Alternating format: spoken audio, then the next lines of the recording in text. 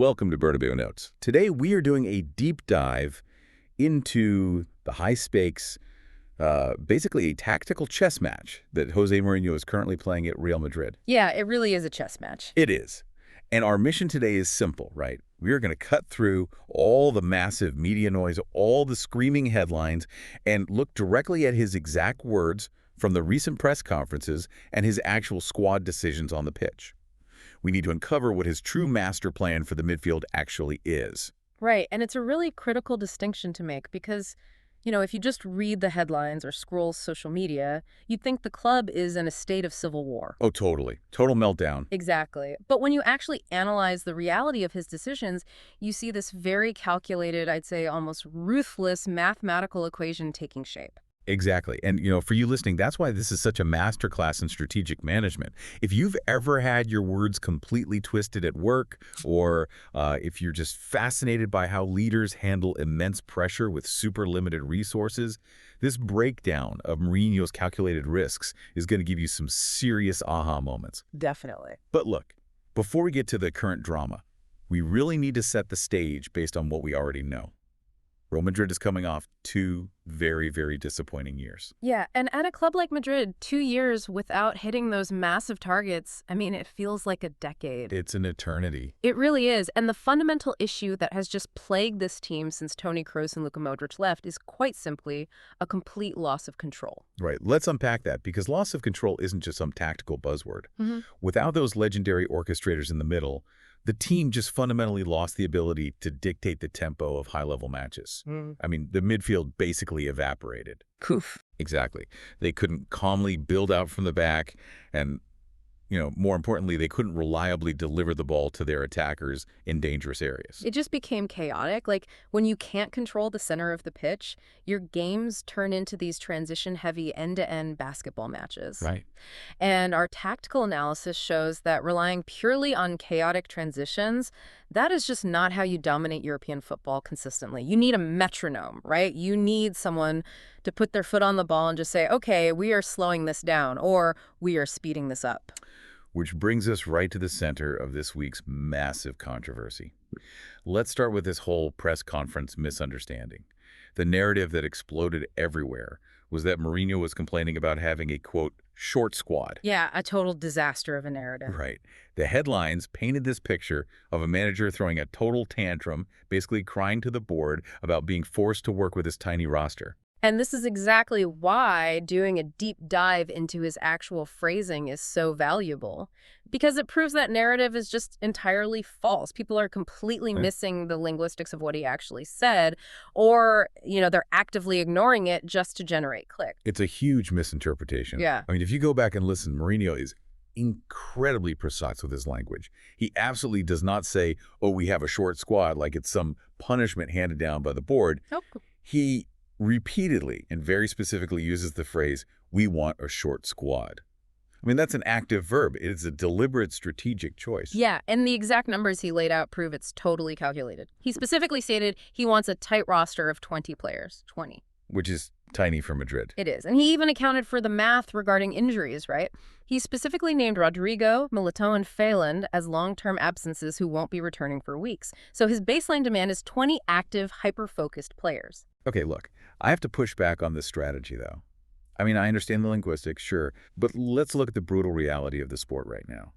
Choosing to have a 20-man squad for a team playing 60-plus games a year across all these competitions, isn't that basically like trying to run a marathon with only one pair of shoes? It's a risk, for sure. It's insane. The physical attrition in modern football is brutal. Why would any manager actively want that kind of extreme risk? One bad tackle in training and your entire season is derailed. Look, it's a very fair question, but to answer it, we really have to look at the psychology and the squad dynamics at play here. A smaller squad is often exactly how you maintain locker room harmony and just absolute peak intensity. Harmony. By exhausting them. No, think about the math. If you have 25 or 26 senior players on massive contracts, you can still only start 11 guys, right? You can only make 5 substitutions. That means every single weekend you have 5 or 6 senior professionals just sitting in the stands. Getting cold, getting frustrated. Exactly. They get miserable. They start calling their agents, right? And eventually, that frustration leaks into the press, and it literally poisons the training ground. Toxicity just spreads. Okay. But with a 20-man squad, everyone knows they are, at most, one injury or one tactical substitution away from playing. Every single player is fully engaged. The training sessions remain incredibly intense because you don't have this bloated outer circle of forgotten, angry players. Okay, that makes total sense from like a human resources perspective, I guess. Right. You keep everyone hungry because everyone actually has a legitimate path to the pitch. Precisely.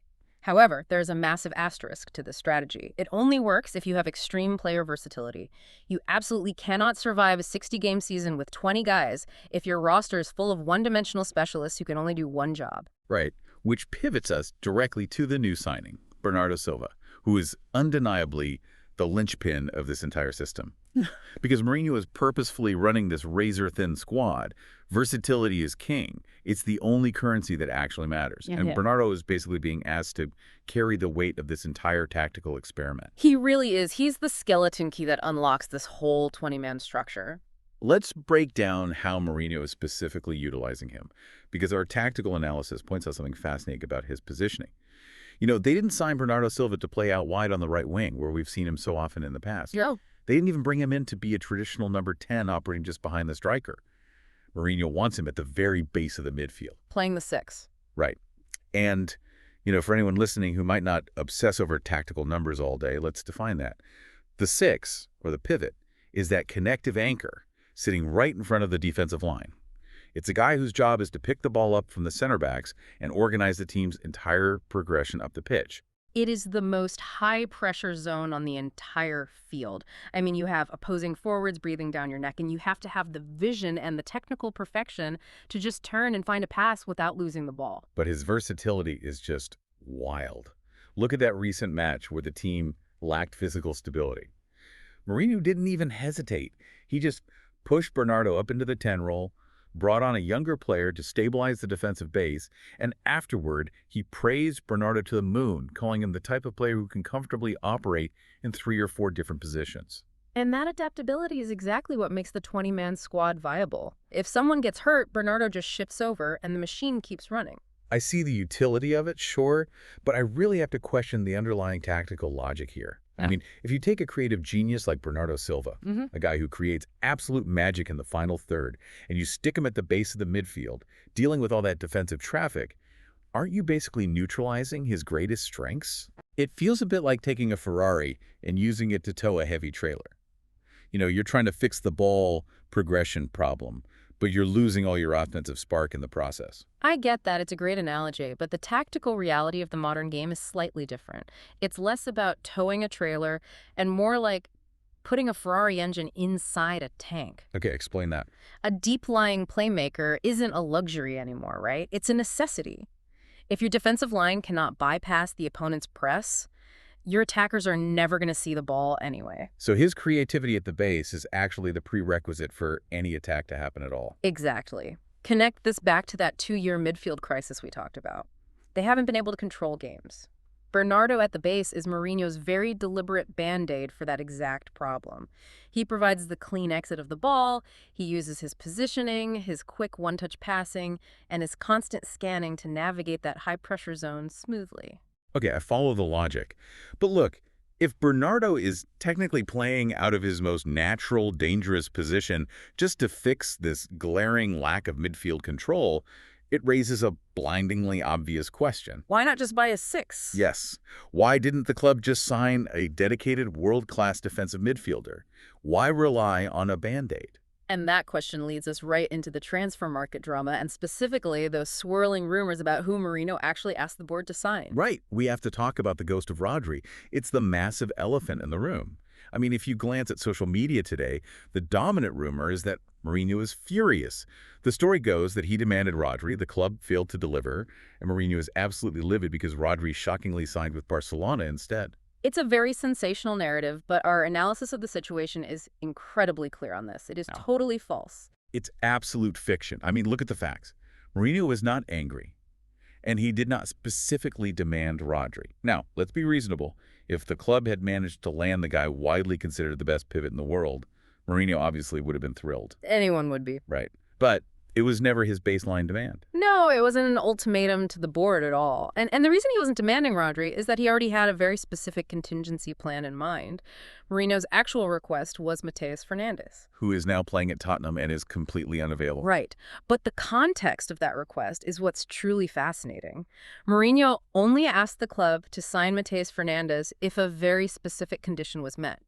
He wanted him if and only if the club sold either Aurélien Tchouaméni or Eduardo Camavinga. And this is the behind-the-scenes detail that genuinely shocked me. When laying out these conditions, Mourinho actually preferred that Camavinga be the one to leave over Tchouaméni. Yeah, that is a detail that fundamentally challenges how a lot of people view the hierarchy of this squad. It sounds totally counterintuitive. Wait, wanting to offload Camavinga. Are you kidding me? The guy is electric. He's universally viewed as having one of the highest ceilings in world football. Wanting him out before Tchouaméni sounds like selling your top-tier tech stock right before the company goes public. What does Mourinho possibly see that makes Camavinga the preferred departure? Well, it comes down to Mourinho's absolute demand for immediate mathematical consistency. You have to look at the difference in their playing styles. Camavinga is incredibly talented, yes, obviously, but he often relies on chaos to succeed. Okay, but he's brilliant at it. He is. He breaks lines, he improvises, and sometimes he roams way out of position to make a spectacular tackle. Which looks amazing on a highlight reel. It does. But in Mourinho's rigid system, if a player roams out of position, a gap opens up, and the whole structure is compromised. Camavinga still needs to prove he can string together 10 consistent, highly disciplined matches. 10 games without losing his positional discipline or making a reckless challenge because he got caught trying to dribble out of his own third. So it's strictly about predictability. Exactly. Mourinho doesn't have the time or the luxury to wait for potential to materialize. He needs immediate execution tomorrow. He needs players who will execute complex tactical instructions flawlessly for 90 minutes. Tchouaméni, despite any other struggles he might have on the ball sometimes, he offers a much more rigid, predictable positional profile. He stays exactly where he is told to stay. Okay, that makes sense on a micro level when evaluating those two specific players. But let's zoom out and look at the macro picture here. Because this demand for exact personnel, rigid positioning, and immediate execution, it has locked Mourinho into a highly specific formation. The 4-2-3-1. Yes.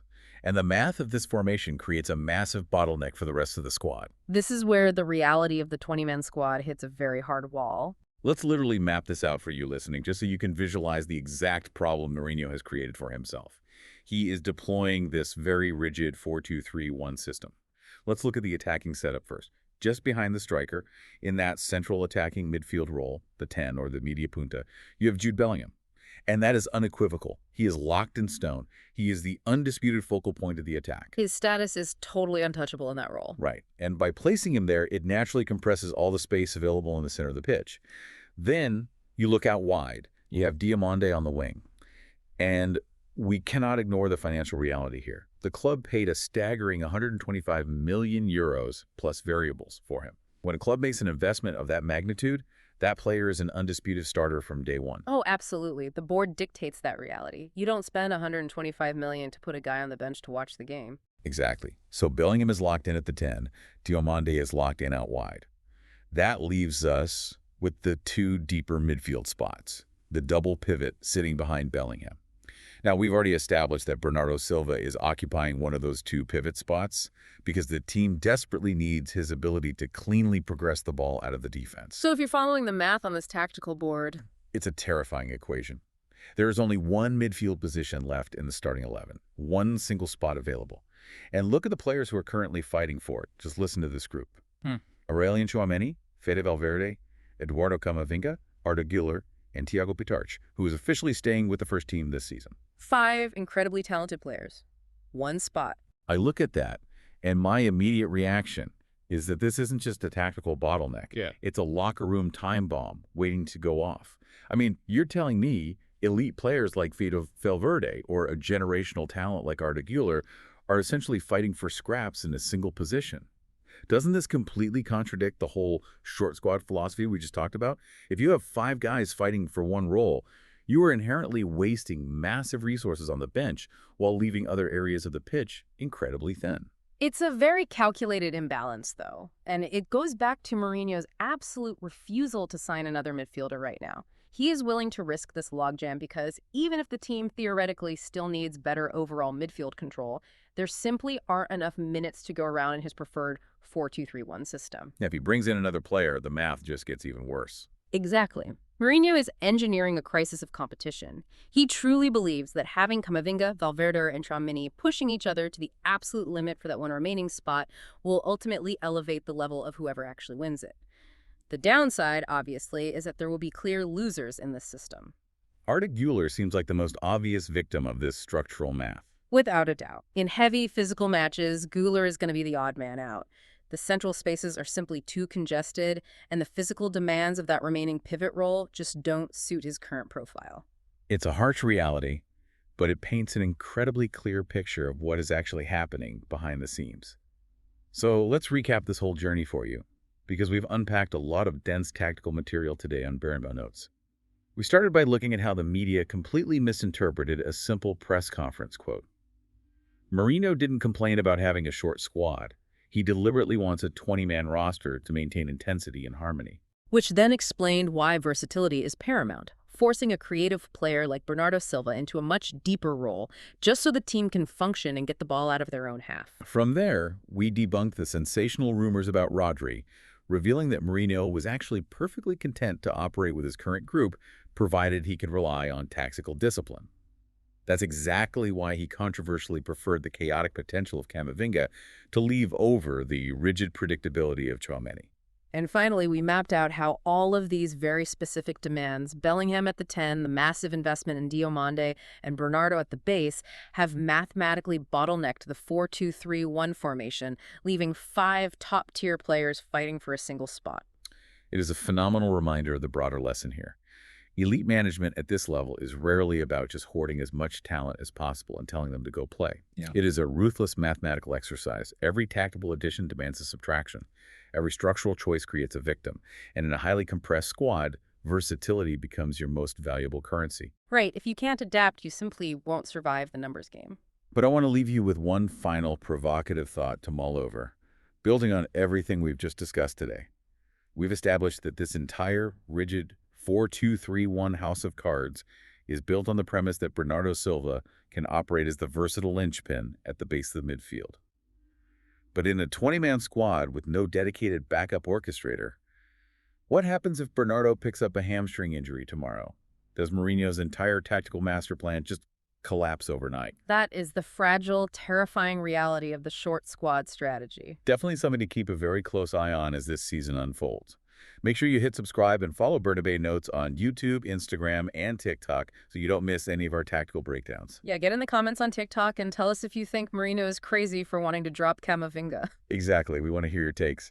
Thanks for joining us for this deep dive. We'll see you next time on Bernabé Notes.